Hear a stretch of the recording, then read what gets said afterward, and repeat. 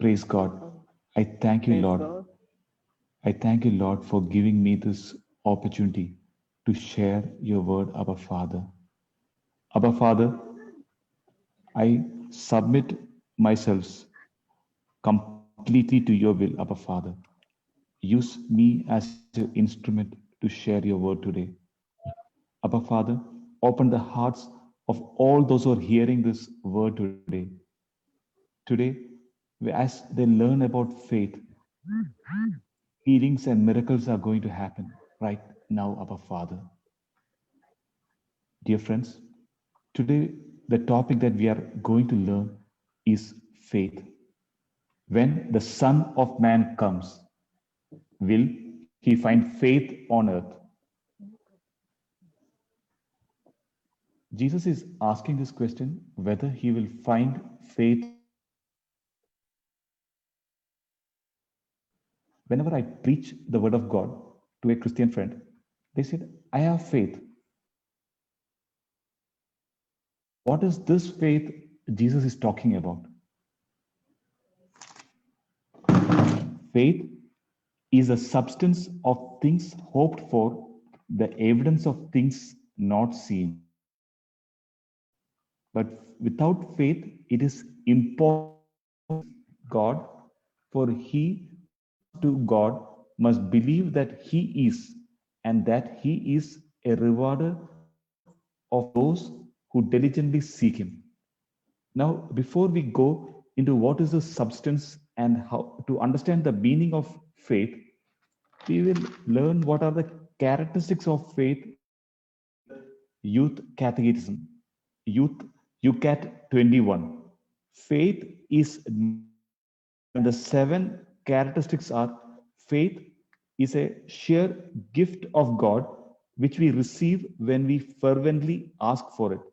Second, faith is supernatural power that is absolutely necessary if we are to attain salvation. Third, faith requires the free will and clear understanding of a person when he accepts the divine invitation. Fourth, faith is absolutely certain because Jesus guarantees it. Fifth, faith is incomplete unless it leads us to active love. Sixth, faith grows when we listen more and more carefully to God's word and enter a lively exchange with Him in prayer. Seventh, faith gives us, even now, a foretaste of the joy of heaven. Now, dear friends, to explain the faith as a substance, I'm using the parable faith as a grain of mustard seed. Now, faith is the substance of things hoped for. So let us take the substance as a spiritual seed. Now, what are the things that we hope for? We hope for our financial blessings to come. We hope for healing. We hope for deliverance. We hope for salvation. We hope for the anointing.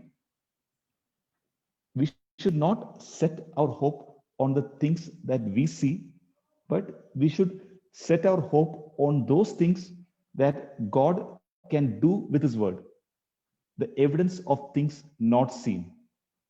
And faith is that spiritual seed that brings you to that harvest of righteousness, salvation, and all the blessings. So, without faith, it is impossible to please God. Now, as I explained in the previous session about word as a seed consists of three parts. The seed, it has the seed cover is there is an embryo inside it, and third, there is storage of food for the seed inside it. So even if the seed has to be dormant for a while, and it takes time to grow as a plant, to sustain the faith or the seed up to the growth or the harvest, you require that food inside it. the stored food that will sustain or endure this seed up to the harvest. Now, in the same scripture, that is in Matthew 17:20, tells his disciples, you are not able to cast out the demon because of your little faith. Now, they had the faith to remove demons earlier, but in this case, they were not able to cast out. So, this means that they don't have faith, but that faith could not sustain till the harvest of the reach the end. It was not the food stored inside the seed, or that faith was not sufficient for it to reach the particular uh, harvest, the hundredfold harvest. Now, the second dimension of the faith that we would learn is that every person, now there are two parts of the faith. One is something that is given by God, and second, that is our part. So, God has apportioned, or He has already given to each person a measure of faith. So each of you have already received faith inside you. The seed of faith is already given to you. Now, if you are in a financial mess, the seed or the measure of faith to bring you out of that mess is already inside you. Suppose your family needs deliverance, the God's faith or the measure of faith required for that purpose is already inside you. If God is going to use you for his salvation to bring deliverance upon your land, that measure of faith is already inside you. But as a seed that is not put into the soil, it is lying dormant inside you. Now, second dimension is faith is the assurance of things hoped for, the conviction of things not seen. Now, what is this assurance? Assurance means that it is guaranteed. Jesus is guaranteeing that the faith will bring the unseen to life. That is the assurance given by Jesus. Things that are impossible for man are possible for God. Nothing is impossible for Jesus. So, build that belief inside us, and it is like the faith that increases your patience, choice amidst conflict, and by faith, man completely submits his intellect and his will to God. So, in your body, you know that you're sick, you are feeling that pain. But when the word tells that by you are healed, you don't believe by sight or the feeling of your pain, but you believe in faith that you are healed. So it is that conviction inside you. So now the first part we dealt with was the faith that is given by God.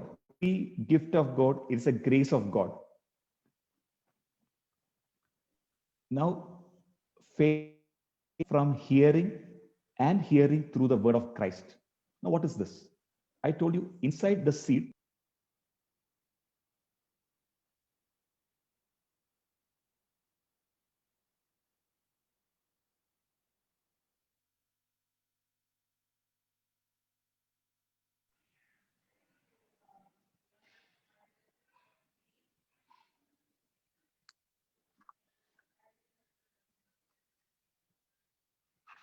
Praise the Lord.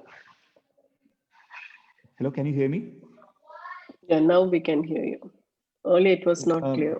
I think it was switched off. should I start from beginning or? No, no. So faith comes from hearing that portion. So faith comes from hearing and hearing through the word of Christ.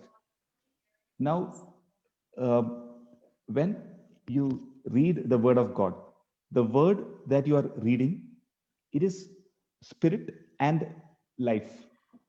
So to sustain you now, when you are you are in anxiety, you're worried about your problem.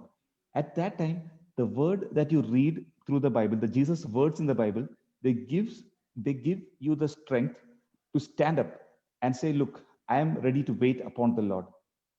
I trust you, Lord, and I know this harvest is mine because you have guaranteed it, and I am victorious in Christ. So, second portion of faith is the our part. Our intellect, our will, we have to submit to God. We have to agree with our mind to the word of God. Then the word has power to bring change in our lives. Now, when you ask in faith, never doubting, for the one who doubt is like a wave of the sea, driven and tossed by the wind. For the doubter, being double minded and unstable in every way, must not expect to receive anything from the Lord. Now, what is this? When suppose you are praying for healing, you are having a lot of pain inside you, and you are always doubting whether this word can heal, or I am going to die, or whether my son who is in drugs, he's addicted to pornography or any other sin, whether he is able to come out of it. Will this God's faith be able to bring him out of it? So you should not be tossed by the wind. You should be convinced that God is able to bring the change. Truly I tell you, if you have faith and do not doubt, not only will you do what has been done to the fig tree, but even if you say to this mountain, be lifted up and thrown into the sea, it will be done. Whatever you ask for in prayer with faith, you will receive. Therefore, I say to you, whatever things you ask, when you pray, believe that you receive them and you will have them. In CCC, Catechism of the Catholic Church, 144, it says, to obey in faith is to submit freely to the word that has been heard, because its truth is guaranteed by God, who is truth himself.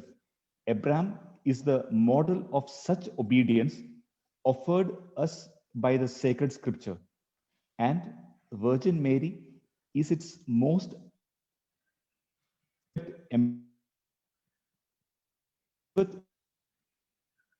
blessed is she who believed that there would be a was spoken to her from the Lord.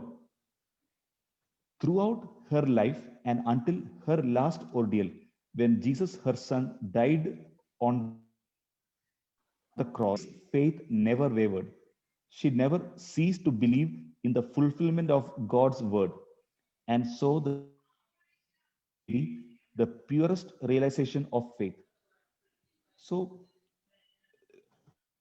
a vast ocean of people who have lived and guides us in our faith. Now I take two examples of the word of God regarding faith. The faith of the centurion. Now, when Jesus entered Capernaum, a centurion came to him, appealing to him and saying, Lord, my servant is lying at home, paralyzed, in terrible distress. And Jesus said to him, I will come and cure him. Suppose it is your servant or it is your child who is sick, and the person, maybe a very anointed priest with a lot of healing and deliverance, is saying, okay, I will come and cure him. We would take him to our house. We would ask him to bless the child and also us, but there will be very less faith. Now, this centurion, he was very special. He said, Lord, I am not worthy to have you come under my roof. Only speak the word, and my servant will be healed. Now, in this example of centurion, this case of centurion, we see that the centurion, the servant is away from Jesus. There is a geographical difference between the place the servant is and where the centurion and Jesus are speaking. Now, the centurion believed that Jesus can heal the servant away from this geographical location. And he said, only a word is required. You don't have to come and bless or touch, not required. So, seeing the faith of the centurion, Jesus was so amazed and said to those who followed him, truly I tell you, in no one in Israel have I found such faith. And to the centurion, Jesus said, go, let it be done to you according to your faith. Now, we see here that Jesus did not say, look, you go according to my faith, your servant will be healed. Jesus said, according to your faith. So, if the centurion had just believed that my servant would receive the best doctor and the best treatment for the sickness, he would have received it. Now, since the centurion believed that my servant can be healed completely by Jesus' word, the servant was healed in that very hour. So, Jesus says, it is your faith, according to your faith. So, now, if your son or your relative or the people you're praying for is sick, what is your faith? Do you say, God, I just need to relieve this pain? Or God, just I want to go die fast and go to heaven? Or do you want that person to be fully healed? So, what is the thing that you hope for and you believe that God can do? Now, the second case I would like to explain is of Naaman, who was healed of leprosy in the Old Testament. It happened in 2 Kings chapter 5. Naaman, he was the commander of army of King Aram. He was a great man, and he was in high favor with his master. So this person, Naaman, he suffered from leprosy, but still he was very victorious for his king. And he heard this word from a captive girl whom they had taken as slave from Israel. This girl said to the wife of Naaman, if only my Lord was with prophet at Samaria, he believed the word of this girl. He spoke with his king Aram, and he went to Israel's king and said, look, I'm sending my servant Naaman. Please heal him of this leprosy. So person, the king of Israel at that time, he said, look, I am not God. I killed this person. And he tore his dress, saying that you have just come to quarrel with me. Now, that is a person without anointing who did not believe that the leprosy could be healed. But Elisha, he heard what is happening. He told the king, let him come to me that Naaman may learn that there is a prophet in Israel.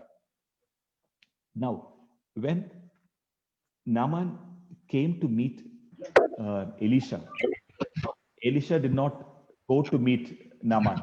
Naaman was a commander. He had come with a lot of gold, silver, with dresses, everything. But Elisha said, I don't want to meet that person. He sent his servant and gave this order, Naaman, you go wash in Jordan 7 times, and your flesh shall be restored. So Elisha sent the messenger with this message to the king. to Naaman. And it says Naaman was so angry. He was said, I thought, like, for you, Elisha would be coming out, he would be standing and calling the name of the Lord and would wave his hand over the spot and say, in the Jesus' name, the leprosy be cured. So Naaman was expecting such a show of faith with a lot of action. But here, Elisha said, okay, you just go and dip yourself 7 times in Jordan River. And this Naaman was like, okay, I have so many rivers, better rivers in Damascus. Why should I go wash in this Jordan? Why should I have better rivers? Why can't I be clean in the rivers in my country? Now, there was wisdom with his servant, Naaman's servant. They said, Father, if prophet had commanded you to do something difficult, would you have would you not have done it? How much more when all he said to you was wash and be clean? Now, this has a lot of meaning in our present day situation. As workers of God, when the interpreters and those who are sharing the word of God, they go to a person who is sick, whose family have any problem, and said, "You read the Bible, and your son would be saved," or you attend this meeting and attend the adoration and the prayer, and your family would be saved. If it was something very difficult, they would have done it. Now it was so simple, they found, oh, doing such a very simple act of faith in God, will my problem be solved? Now, let me ask this question again. When the Son of Man comes, will he find faith in all the people in this particular session who are watching the Zoom meeting? Will Jesus be able to find faith? I would like to explain this particular question with a parable. The parable of the 10 pounds. It is in Luke 19:11 onwards. A nobleman went to a distant country to get royal power. So, in our case, Jesus has gone to heaven and he has been crowned with all power in heaven. And before going, he summoned 10 of his slaves or 10 of his children like us and gave each of us different seeds or each one an equal measure of faith. So all 10 of us have received the equal measure of faith. And with this until I come back, or you go and only if a seed of a wheat falls on the ground and it grows as a plant and it comes with 100-fold harvest. So Jesus is saying, do this fact. The particular nobleman is going to get the royal power.